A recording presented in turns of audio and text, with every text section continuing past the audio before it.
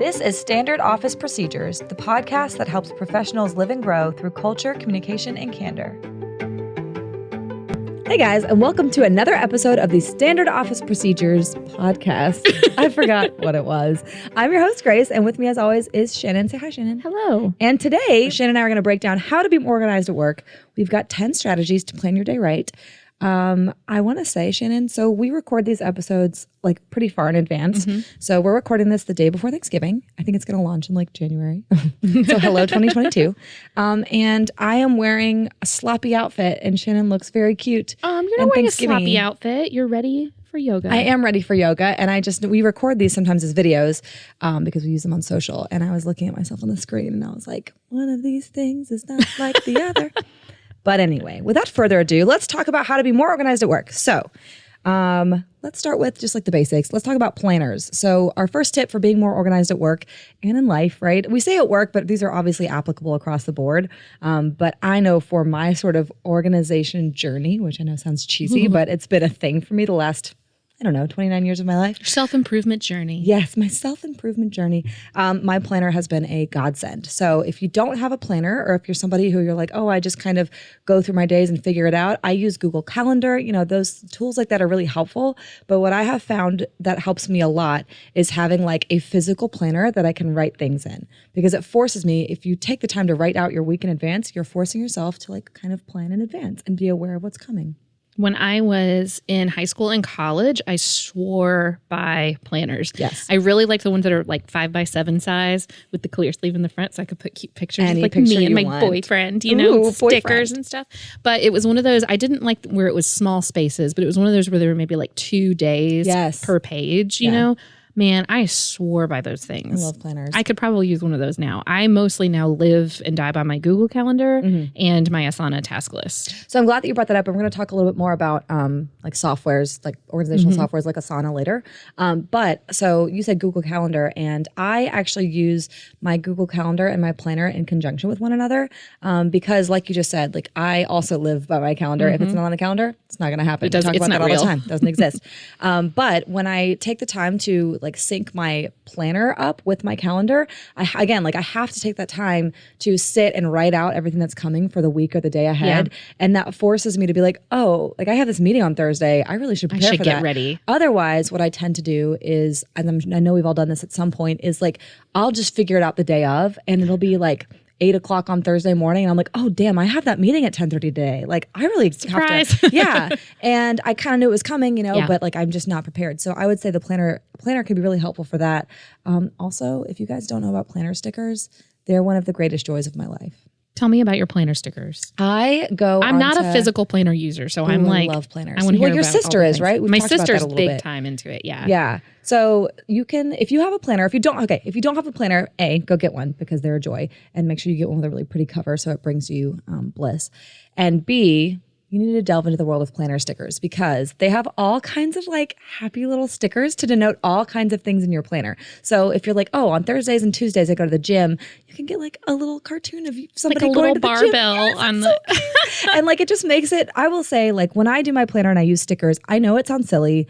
I know it's like, that seems like, a little bit childish, maybe, whatever. But I will say that like, it's almost like meditation Zen time for me to sit down with a stack of stickers and my planner and a pen and to figure out my week and make my week look really pretty and fun and nice. Yeah, I know my sister uses, I think it's Plum planners. Yes, she uses that, and she gets there's a notebook and then there's a planner, and she was just ordering her 2022 version, and she sent me. She was like, oh, I'm looking at this cover, or this cover, or this cover. So but she'll do spreads sometimes and she'll like theme them for the month and send them to me. And she puts a lot into it. She buys a lot of times printable sticker pages on Etsy where she doesn't even have we were talking about this yesterday. She doesn't have a fancy cutter or anything. You can just buy it, print it out either on like adhesive back, like sticker paper or just regular paper, and then just like stick it in there, tape or glue it in there. And she puts a lot into it. And I think it's just that idea that it gives you joy. Yes. Like if you're a very visual person, like just sitting down with it, like you're knocking out 2 birds with 1 stone. Yeah. So I'm glad that you said that because, and again, I'll say this because we're talking about Enneagrams later in the podcast.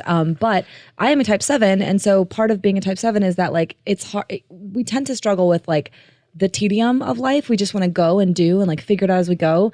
And a good way to kind of trick my brain into doing something that I maybe think is boring or a waste of time or I'm impatient is to make it fun. Yeah. And so for me, like just like Shannon said, like making my planner look nice and making it fun, it motivates me to want to do it and then do it again and again and again because I look forward to that time. Like whenever I do my planner, I did this last night actually. I put on some music that I love and I make like a hot tea and I sit and I do my planner. It's like ritualistic. And I put on music. Yeah, like it's so good. So anyway, if you don't have a planner, highly recommend. Our next tip, and this kind of goes hand in hand with having a planner. I mean, they're all going to kind of flow into each other, but plan your day in advance. So I'm sure we all remember this from high school if you had parents who were kind of on you about these things, like to lay out your clothes the night before, to have your lunch made the night before, all that stuff so that when you wake up, you're not just in this like state of like flurried, frantic stress. I'm really bad about this. I tend to not do this, but when I do plan my day out in advance, when I know what's coming, like when I take time the night before the next day, I guess that's goes without saying. I'm like, okay, I know that I have this meeting. I know that it's going to be hot tomorrow, even though it's December because we're in Alabama. I'll put on my outfit and then I'll like just get all of my ducks in a row so that when I wake up, everything's already ready for me to go. And I start off my day in kind of like a more like Zen gathered headspace. Well, yeah, I mean, if you have to think of stuff on the spot, like we were just talking about this. I know this is coming out in January, but we're in Christmas mode. So we just decorated a Christmas tree downtown for our city's big Christmas tree walk, right? Yes. And so there was a lot of work that went into this Christmas tree. And I felt like doing all of the prep work in advance made the actual decorating of it very fast and easy. Whereas if I had just like I took stuff out of the packages and I took the tags off and I got everything ready to hang, right? And so that when we went, we could just do it and be done. Yeah. So I feel like this is kind of the same thing where it's like Completely. Just looking in advance. I try to look at my next day, the day before, just to kind of have a heads up, like, oh, do I need to like get ready for that meeting or whatever? And I'll put time on my schedule for the previous day to like get ready for that meeting. And then I also get, I know we're going to talk about tools later, but I also get, we use Slack at work, so like a chatting app. And then like we said, Google Calendar, and there's an integration between the two where I get a reminder every morning at 7:30 that comes in and it says, here's what's happening today. And it's basically a Google Calendar list of everything coming up. So like I'm getting in the ready in the morning, I'm about to walk out the door, I get a ding and it's like, okay, what do I have going on today? And I can just look at it at a glance. And that is really helpful just to kind of just look before I even get to the office instead of walking into the office and it's like, oh gosh, all these things. That's really smart. I need that functionality. I'll show you how to do it. I was thinking about when you're talking about the tinsel tree, like a good metaphor for this is when you cook, when you're cooking or for me, baking. I like to bake a lot. And there is such a difference between like my enjoyment and my stress level in the process when I pre-measure out all of my ingredients and have them laying out versus when I'm like measuring doing as it I off bake. the cuff as you go. Yeah. And like it's not but it makes like it's not that much different. It just makes it more stressful. Yeah. So like employ that methodology in your life. Some questions that you can ask to plan your day in advance are: what are the most important action items for the following day? What task will you tackle first? Do you have any meetings you need to prepare for, like we mentioned? Do you need to dress a certain way because of an important meeting or unruly weather predictions, of course? So yeah, just asking yourself some questions like this to take inventory of like, okay. Yeah. I mean, I think a lot of these tips are about being more organized, not necessarily saving time, right? So just because you're getting ready in advance, like before you do the thing, it doesn't mean that it's going to save you time, but it's going to make doing it feel more organized and you're going to have your head more together. Yes. Does that make sense? It makes perfect sense. And I'm so glad that you mentioned time because once again, you have segued us perfectly to our next point, which is be realistic about your time. Star student. You really are, A+. This one I really struggle with. So be realistic about your time. So I struggle with overcommitting. I always think that I can do everything. Like I'm like, oh, I only have 3 meetings on Thursday. So yeah, I can add another one or, whatever. And then I don't look at the fact that, yeah, I may only have 3 meetings on Thursday, but I also have a big project that's due on Friday. And 18 tasks that I pushed to that day. And I really need to have some time to work on Thursday, And so I know this can be tricky, but a lot of us don't realize that setting these unachievable to-do lists will really only add to your stress level. Like it only makes it worse. I think of it as like budgeting, where people often think like budgeting sounds really stressful. I don't want to do it. What is more stressful? Budgeting or realizing at the end of the month that you're like no money. Yeah, like you're always trying to play catch up. Like I know which one I'd rather do, and it's the budgeting one, right? So this is a little bit similar, where it's like be realistic about what you can do and how you're spending your time.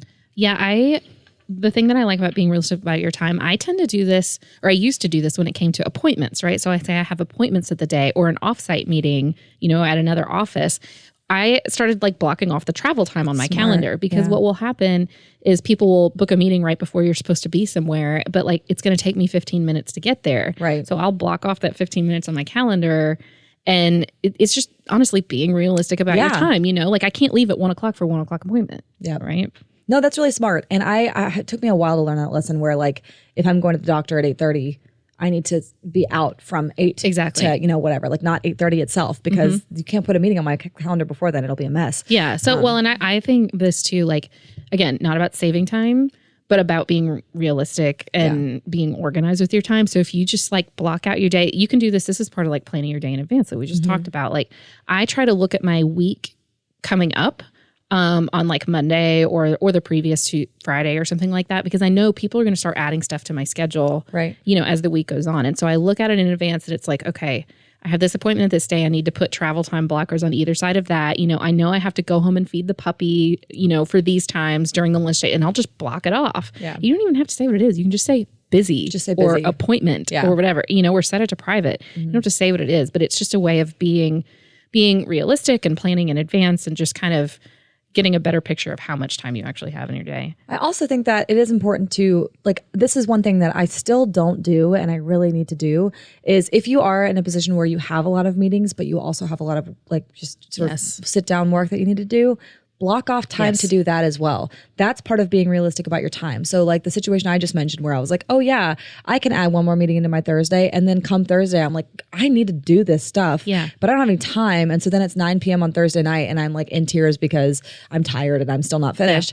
That could have all been avoided if I had pre-blocked off 2 hours of my Thursday to do the work. Yes. There is nothing wrong with that. If you need to block off time to get your actual work done because you're in a work environment where there are a lot of meetings, like that is something that you can do to empower yourself and to reduce stress levels. Yes, absolutely. And that can be something like if you need to get together with somebody to work on something or whatever, block it off. Don't just like do it flat by the seat of your pants, because it's really easy to push it or to schedule something over the top of it and then you forget. So like, I'll literally block off like 1 hour prep for this meeting, and then you can't put a meeting over it. I already have a meeting. I think we've all seen those memes. I love these memes where it's like 3 hours in the morning, prep for phone call, 30 minutes. Phone call, 3 hours in the afternoon, recover from phone call.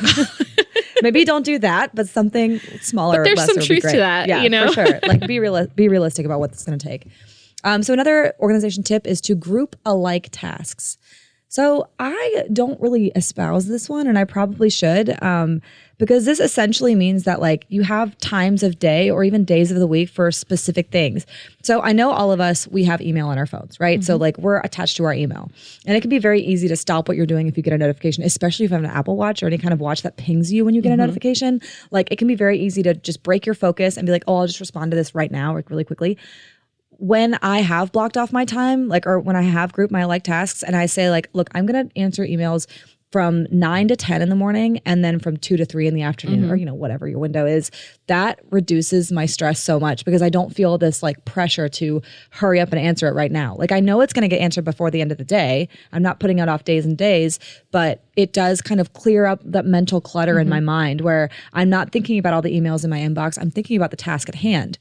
I'm really bad at that. Me too. Like it's really hard in this age where you have like I think of the woof from The Office. Yes. Remember that? Where Ryan has like the system where you get a fax and a phone call and a text and like an email every time you get a notification. And that's a joke, but it's also kind of becoming not a joke. True. You know what I mean? One thing that I have been doing to kind of work towards this, so like maybe that's really hard for you. Like there's no way I'm going to only check my email twice a day. There's no it's too way. Idealistic, But I don't have to answer right that second. I don't have to answer a Slack message right that second. And I know it can be hard when you know there's a little notification sitting there. Yeah. But you can kind of desensitize yourself to it. Like, okay, I see that. I'm going to come back to it in a second and come back to it, and like mark things as unread. I like to do that too. Like sometimes I'll look at it and then I'll mark it as unread or mark it to like remind me later, because like, again, not going to just not check my email. Yeah. I'm going to check my email 900 times an hour. Same. But there's really no need for me to check it because I'm going to get a notification and I know the email's going to be there. So like just baby steps of like, okay, I'm going to come back to that in like 10 minutes once I finish this task. Yes. That's okay. And also the for most of us have iPhones, I'd imagine, and the little moon feature, like the do not disturb. I will say, like, when I'm doing it, when I really need to get something done, I will put my phone face down because I don't want to not have it near me. It's like a security thing at this point. Well, and it's hard when you have kids. Yeah, you I mean, know, I always use that as my especially. excuse, but also I think part of it is just like pathological. I'm like, where's my phone? But I will put it face down and I'll turn on the do not disturb feature if it's like, and I'll give myself, an hour or 30 minutes or whatever it is that you think you need to like do this work undisturbed. And we're kind of getting off the topic of blocking or grouping alike tasks, but I think that's part of it where like, look, I know that I'm going to check my correspondence in a moment. I'm going to go ahead and hush it for now and work. I feel like grouping like tasks is very, I know when I come in the morning, I'm not going to be able to come in and immediately do my heads down focus work. Yes. I'm going to come in and I'm going to be jumping between meetings and talking to people and whatever. That is a good time for me to knock off like my task oriented kind of things. And then I know in the afternoon, maybe I have some longer meetings or I have blocked off that time for myself to do my more heads down work. I feel like that kind of relates to this. So I'm glad that you said that because we've talked about this in different shows too, different episodes too, is the idea that all of us are like productive at different times of day, especially people with, any kind of creativity to your job. And I don't mean like specifically creatives. I mean like, if you're an accountant and you're having to do like creative thinking or, any job where you're having to be like, it's not just task oriented. There are going to be times of day where you feel more creatively motivated and you have this inspiration and you want to get this stuff done. And if like for example, mine is in the mornings. And like Shannon said, though, it's tough to walk right into the office and like sit right down and get to work. Cause like, I've got to see everybody. I have to hear about Shannon's puppy and Jess is going to tell me about her kitten and Lizzie's going to tell me about, oh my gosh, we talk a lot about pets, don't we? Yeah. But yeah, so like it's a great workplace it is topic. A great workplace. It's so neutral. It's so inoffensive.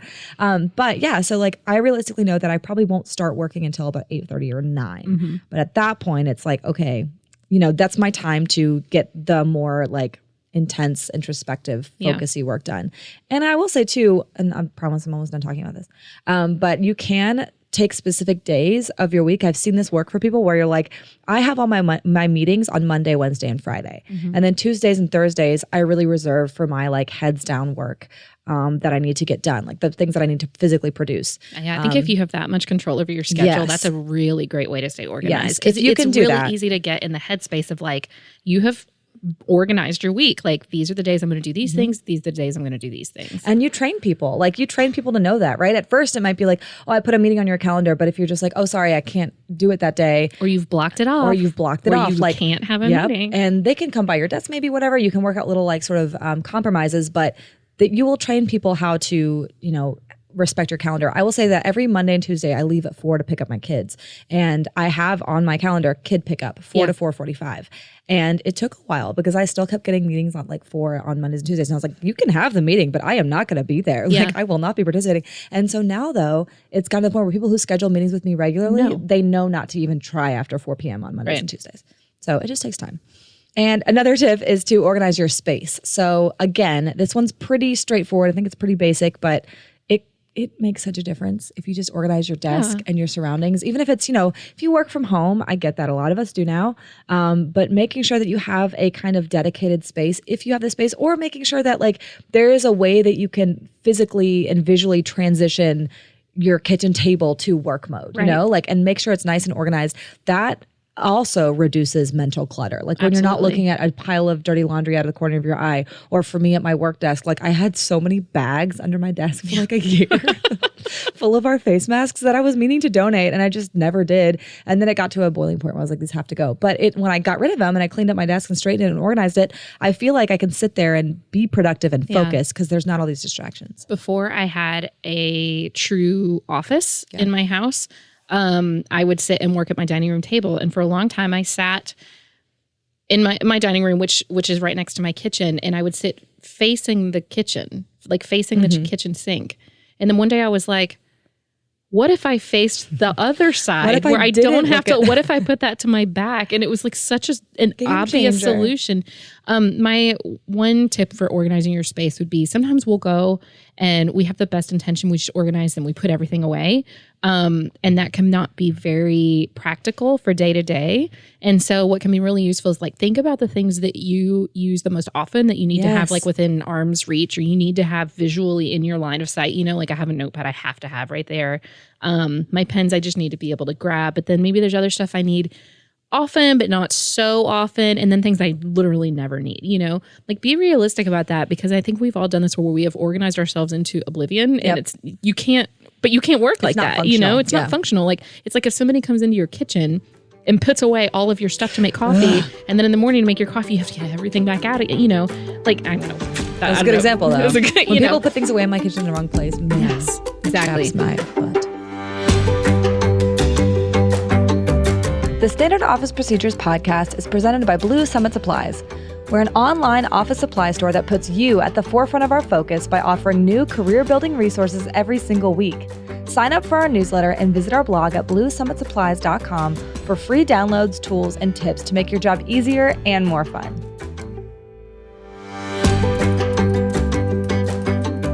No, I think that you're exactly right. And we're going to kind of segue into another organization where it's a space that you need to organize. It's your email. So another tip is organizing your email. So just like Shannon said about organizing your space and having like all these physical things in places that make sense, most of us, I would wager, our email is just like it's just anarchy. One big pile. Yeah, like that's how mine is. And I have Gmail, and obviously Gmail does a pretty good job of organizing things for you, kind of.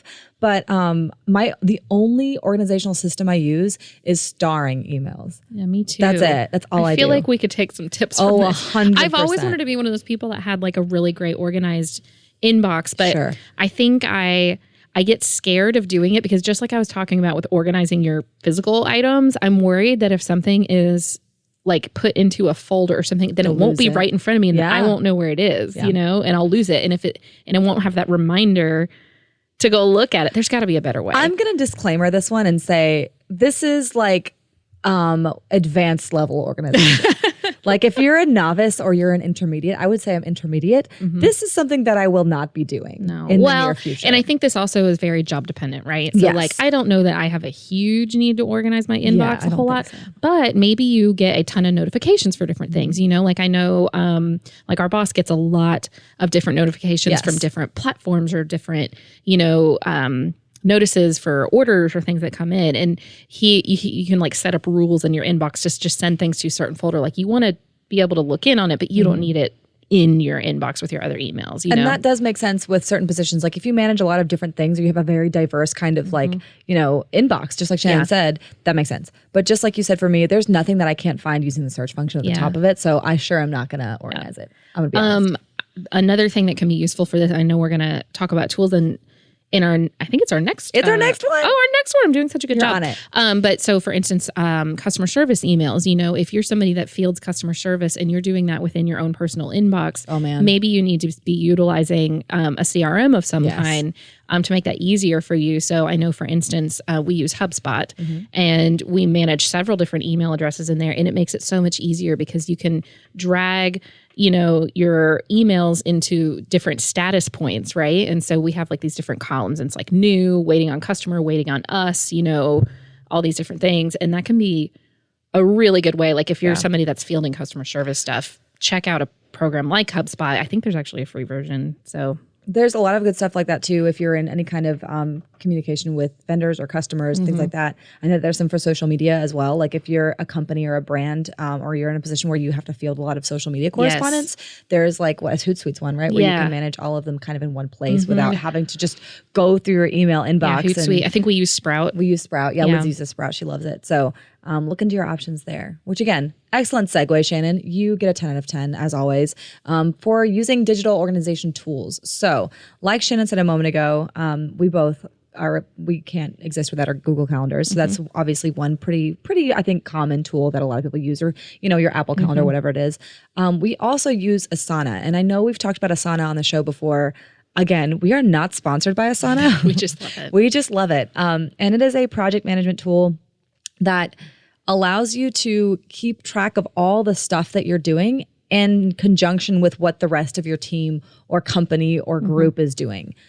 So yeah, like I'm trying to think of how I'd work without it, and it just I have no idea. I don't used know to what work we without did it. before. It wasn't effective, I think. And I've used similar platforms. I know there's Monday, Basecamp. Trello is one. There's Red Booth is a good one. That's a pretty simple one that I've used in the past. Gross. I'm dying. A little bit of Rona for your listening pleasure. So, there's all kinds of different options out there, but something to house your tasks in a list where you can mark them off and you can set, due dates on them and come back to them later. Oh my gosh. It's the best. And what I like about Asana too is that you can change your view, right? Like you can have a list, like Jen said, if you're a list person, you can make it a list view. If you're somebody who needs to know dates, you can make it a calendar view. You can make it all kinds of little special views that suits you, because again, I'm a very visual person. Like I don't really learn by listening. I learn by seeing and doing. And so I like Asana because it's very interactive. You can assign subtasks. So if I have a big project, like, I don't know, like I can't think of one. Launch new email campaign. And I'm like, okay, that's a pretty damn big project. Like that's an elephant. How am I going to eat it? One bite at a time. And then you can put your little subtasks underneath launch new email campaign. So it's like draft email, right? Design template. And then I can assign those subtasks to different people. So I'm not the one designing the template. That would be a nightmare. So I assign it to Jess. And then, maybe I am drafting it. Not anymore. So those days are gone. We use Asana organizationally. So whether it's Asana or another program, sometimes your whole organization will use them, but you can also there's a lot of times a free version where if it's just you and you're just trying to organize yourself, give that a shot. And that's a great point too, because I don't just use Asana for work. Yeah, I was telling Shannon just before this is like, I use it to organize my life, just my personal life. And it's been incredibly helpful. I also use AnyList. So this is something I use in my personal life and my work life. And so there's different types of, it's a list app on my iPhone. I know my parents use Out of Milk for their groceries and stuff. I love AnyList. We can have shared lists. So I got really tired of my husband just offhandedly telling me, hey, we need such and such. Hey, we need such and such. And so we got this app, and now I can just say, put it on the list, and he'll put it on the list, and it shows up on mine. And my daughter uses it. That's great. Perfect. I don't have to hold the information in my head anymore, right? And you can have multiple lists. So I'll have a list for groceries, and then I have a list for to do, and then I have a list for, like, say, I have a project at work and I need to go shopping for XYZ. It can be really helpful for that kind of stuff. Also, I can store my recipes in there. I didn't know that. It's nice because you can import recipes or you can manually add recipes. And then there's a meal planner on a calendar. So I can just go pull them in there. And then when I want to make it, I open the recipe and I go click, click, click, and it'll add those items to my grocery list. It is amazing. Again, not sponsored by AnyList, just a big fan. And I think there's other ones that do that too, but I like that it keeps my recipes and their shared lists, and I can get to it on my desktop or on my phone. And again, this is not necessarily work related, but if you're trying to be more organized at work, you're probably trying to be more organized in life. So I'd imagine, that really does save me a lot of time at work, because I don't have to think about like, God, what am I going to make tonight? What am I going to, So I'm glad that you used the phrase "save me time," because I think this is like a disclaimer for this entire thing that we're talking about. So I am not an organized person. However, I have trained myself to become more organized, and I'm still getting better. But one kind of fallacy that I thought before I really started prioritizing this was that I don't want to it's going to take too much time. It's better to just wing it. Like it'll take too much time to organize. So I'll just figure it out as I go. I don't want to spend the hour setting up Asana projects. I don't want to spend the 30 minutes, organizing my AnyList, whatever. So I just wouldn't be organized at all. I don't want to spend the time putting stuff in my planner, right? Like I don't have an hour at night to do that. And I will say that once I started to do it consistently, I saved so much damn time. Right. Think about it as like making an investment, right? Like you're investing time up front I'll invest 1 hour up front to get like 4 or 5 hours back throughout the week, because I'm not bouncing between projects and figuring things out at the last minute and going, oh crap, I'm not prepared for this meeting. Let me now cancel something else to spend an hour preparing for the meeting. Like it's just made such a difference. And I do think that a lot of us tend to fly by the seat of our pants, and we feel this way that like, I don't want to spend the time, even if it's not conscious, even if you're not actively saying, I don't want to spend the time doing it, we might just think, oh, I don't have the time for that. And I like that tip that I'm sure we've all heard. When you tell yourself, oh, I don't have time for that, reframe it and say, that's not a priority to me. Exactly. And then you'll realize what it sounds like, oh, organizing my life is not a priority to me, so I'm going to stay disorganized. Yeah. You don't want that. Well, I think, if you're going to say you want to be more organized, you may not be saving time up front, right? Exactly. It may take you longer because it's the first time you've done it. It's sitting down and like doing something for the first time always takes a little longer. Yep. But you are immediately going to see results of being less harried for the things that you have to do anyway. And then over time, as you get more and more used to it, like Grace was saying, it becomes a habit. It gets faster and faster and faster. Yep. Just like anything that you learn how to do, it gets easier. You learn patterns in yourself. And so like immediately maybe you're not going to save time. You are going to make yourself less stressed out. Yes. So when it's time to do the work or do the task, like you're not thinking about it 100 other things, but then over time you'll save time. That is the one thing that I think is kind of the most important here is that yes, you'll save time. Yes, being organized is important, but also the benefits just to your state of mind are night and day. Absolutely. Like the difference between, so I teach yoga, and the difference between me coming into a yoga class like hot, just like I've just got out of a meeting 20 minutes before, and now I'm running to the studio and I'm undoing the silks and I'm getting ready. And then everyone's on the mat, all my students are there, and they're like, okay, teacher Grace, what are we gonna do? And I'm like, oh man, like I kind of forgot, I'm just here now, and then I will wing it. And it went all right. Versus when I take the time, I block off the 45 minutes before, I take the mindful moment to be like, okay, what am I going to do in this class? When do I need to leave? I'm just being very conscious about everything. And what's the word I'm looking for? Like deliberate. Yes. You know what I mean? Intentional. That's what it is. I'm being very intentional about every action I'm taking. That goes so much better. And I'm using yoga as a metaphor, but like that applies to everywhere in your life. Think about a morning where you're running late and you're like throwing coffee into a to-go cup and your like hair is still wet and you're, whatever. We've all been there.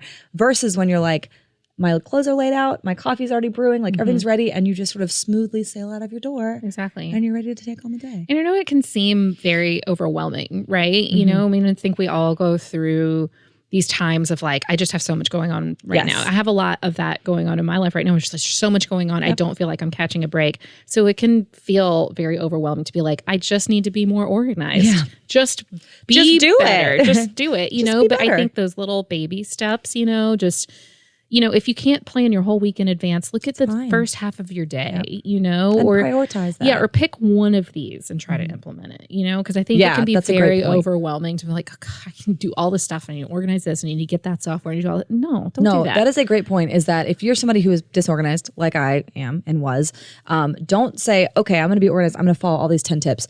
Dude, that's going to be a lot for the first, for your first attempt. So pick one or two, just like you said. That's a great point. Now we're kind of moving into how to be organized at home, which of course will bleed into how to be organized at work or being more organized at work. And we've got two tips that I really love, and they're kind of in conjunction with one another. It's to build a custom morning and bedtime routine. So this one I love, but I also struggle with. I love so building a custom bedtime or morning routine, I'm going to start with morning. So the Full Focus Planner actually taught me this. If you guys aren't familiar with the Full Focus Planner, I'll link it, but it's something that our CEO used to use and swear by. And essentially there's a page where it lists like the morning hours. So basically 6 to maybe 8:30 or 9, broken into 15-minute increments. And it asks you to realistically put down what your morning looks like. And then it's like, now put down what you'd like your morning to look like. And so in my ideal morning, like I wake up early, I have a cup of tea, I, do a little bit of reading, and I do something that I enjoy. And then I go on a walk with my dog, and then I like wake my kids up and I get them ready, and it's all very smooth and whatever. That's never really happens in my house. Like I never wake up that early. I just wake up and then I'm like shoving cereal in their mouths and I'm like, brush your teeth. And then I'm again leaving with wet hair always. The difference in my days when I do the morning routine versus when I don't is ridiculous. It's astronomical. It's insane how much happier I am, how much more productive I am, how much sweeter I am to people around me because I have more to give. Like my little cup more is patience. full. Yeah. You haven't worn out your patience before 8 a.m. And if you struggle with self-esteem, like just the fact that like, I will say the days that I do that, I feel good about myself. I feel like I'm doing a good job. And Shannon knows as well as I do that me feeling like I did a good job is hard to come by because you struggle with the same thing. So I will say, I know it seems like some of this stuff can seem kind of hard to achieve, and it doesn't have to be massive, right? You don't have to get up. Don't say, I'm going to get up an hour earlier so I can go on an hour-long run. 15 minutes earlier. Yeah. Like sometimes, now that we have the puppy, I just get up way too early. But, for a while there, I was really trying, the mornings that I get up and I give myself time to snuggle with my kids on the couch and have coffee for 30 minutes before we all start getting ready are so much better. I feel more connected with my kids. I feel like I've done a good mom thing, and I like that a lot. And so I was trying to roll my 15-minute increments back. And eventually it was easy for me to get up, 30 minutes or an hour early. But, doing it all at one time is That's not rough. possible. Yeah, don't go from, if you're a 7 a.m. riser, don't go to 5:30. Ew. It's not going to work. You're not going to do it. You're going to be too tired. Maybe you will, but come on, you're not going to do it. Let's be realistic. And then, of course, building a nighttime routine. That's about decompression and getting ready for it the next day, right? So this kind of encompasses all the stuff we talked about like planning for the day ahead. Like maybe if you have a custom bedtime routine, this is where you take inventory of what's to come. You lay out your clothes, you pack your lunch, or you know, whatever it is to make your day. Think about it in terms of future you, right? Like, I'm going to be really sweet to future Grace, and I'm going to go ahead and pack her lunch and lay her outfit out, and so she doesn't have to worry about that in the morning. Or, you know, I don't know, do that kind of stuff. And then also do some things that make you feel relaxed and decompressed. Yeah. Because it's so much better to go to bed after like kind of having taken mental inventory of your day and being like, I did a good job. Now I'm going to reward myself with reading a couple chapters of a book I love, or having this, I keep saying cup of tea. That's like my favorite thing. A cup of tea. That's like my favorite reward for myself. So my bedtime routine, if I do not take time to decompress before I get in bed, I will wake up in the morning feeling less rested. Yeah. And what I mean by that is like, we all are really busy. I mean, on a perfect evening, the kids wouldn't have anything to do. We wouldn't have anything to do. We would have a nice supper. We'd all sit around together and just love on each other and then be relaxed and go to bed. That's not how things go. That was so So I have a lot of things going on certain evenings of the week. And maybe I'm up late. Maybe I'm on my computer working on, personal thing, until late.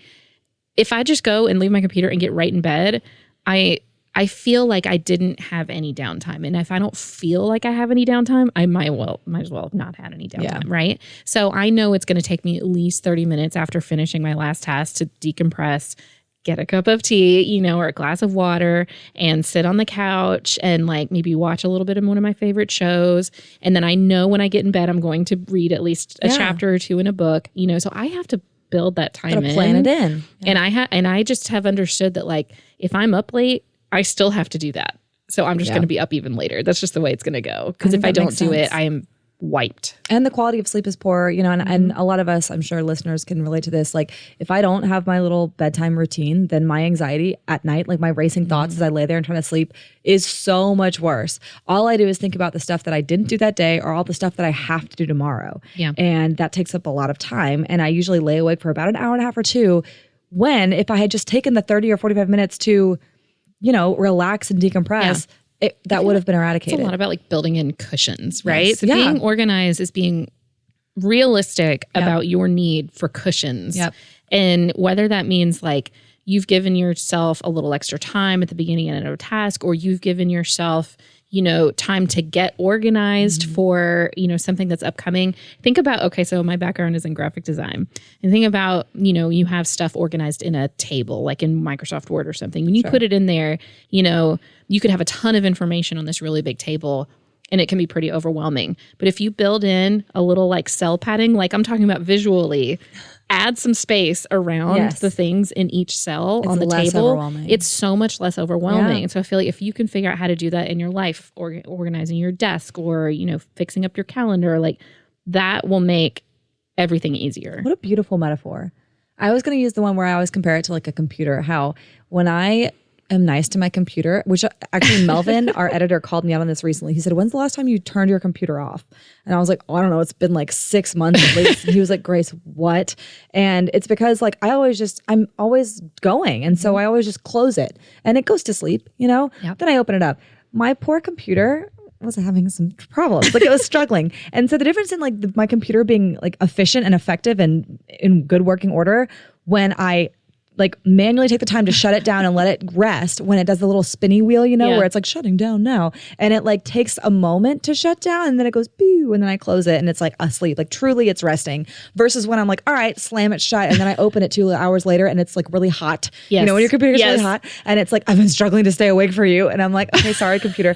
I feel like you have to shut yourself down. Like don't just like go and then suddenly slam yourself shut at the end of the day and go, I'm asleep now. Same with waking up. Don't just slam yourself open and go, I'm going to go at 100% capacity. Right back in it. No, take that time to restart and reboot your hardware, your software. Sorry, it's not that it's any less work or any less amount of things to do. It's just there's padding. Yeah, you need padding. Hey, you've come to the right place because Shannon and I both have padding.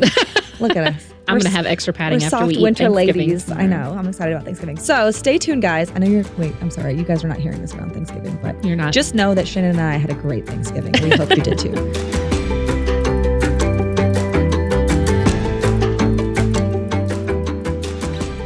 This has been a Blue Summit Supplies production. Good job, Larry.